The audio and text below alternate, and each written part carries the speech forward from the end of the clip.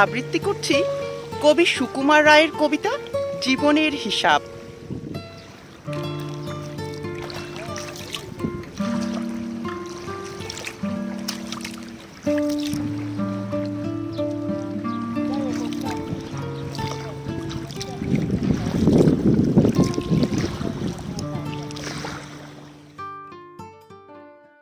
বিদ্যে বোঝাই বাবু মশাই চড়ি শখের বোটে, মাঝিরে কন বলতে পারিস সূর্যি কেন ওঠে?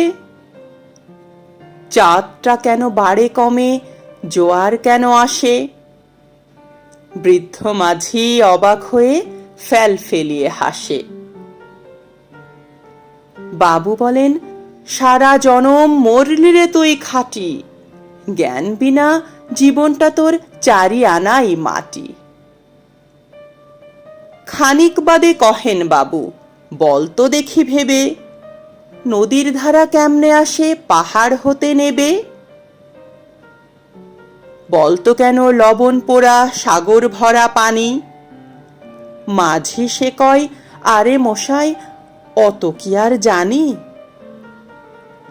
বাবু বলেন, এই বয়সে জানিস নেও তা কি? জীবনটা তোর নেহাত খেলো, অষ্ট আনাই ফাঁকি।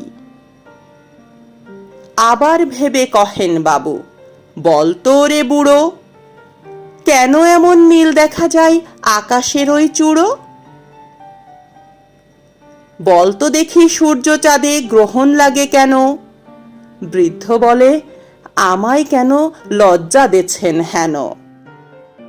বাবু বলেন, বলবো কি আর, বলবো তোরে কিতা, দেখছি এখন জীবনটা তোর 12 আনাই বৃথা। খানিক বাদে ঝড় উঠেছে, ঢেউ উঠেছে ফুলে, বাবু দেখেন নৌকোখানি ডুবলো বুঝি দুলে। মাঝিরে কন, এ কি আপদ, ওরে ও ভাই মাঝি, ডুবলো নাকি নৌকো এবার, মরবো নাকি আজি? মাঝি শুধাই, সাঁতার জানো? মাথা নাড়েন বাবু। মূর্খ মাঝি বলে, মশাই এখন কেন কাবু? বাঁচলে শেষে আমার কথা হিসেব করো পিছে, তোমার দেখি জীবনখানা 16 আনাই মিছে।